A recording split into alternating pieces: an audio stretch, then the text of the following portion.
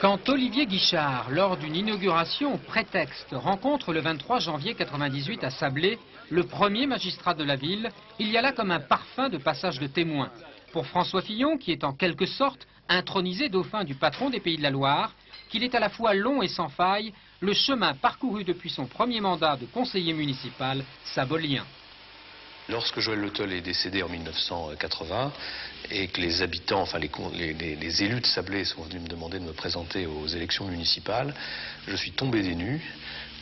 J'ai réfléchi 48 heures et j'ai fait un choix qui a conditionné le reste de mon existence. En 1976 déjà, il est attaché parlementaire de Joël Le Teul. Il gravit ensuite rapidement les échelons de la politique sartoise et nationale. 81, l'enfant du pays devient au moment de l'arrivée de Mitterrand au pouvoir le Benjamin de l'Assemblée nationale à 27 ans avec des idées bien arrêtées. Nous avons toujours voulu nous adresser à toute la France et à toutes ses composantes. Et je crois que de ce point de vue-là, il est juste de dire que le gaullisme n'est ni de gauche ni de droite. 92, le député maire de Sablé prend d'assaut la présidence du Conseil général de la Sarthe. Puis dans la foulée devient en 93 et 95 ministre des gouvernements Balladur et Juppé.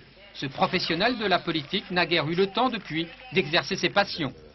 La course à pied, le vélo de montagne, l'alpinisme, le ski.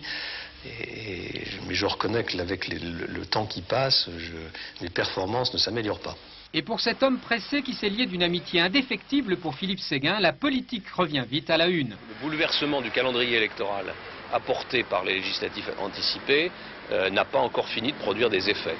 Il est incontestable que si les élections législatives avaient eu lieu à leur date, les choses auraient sans doute été différentes.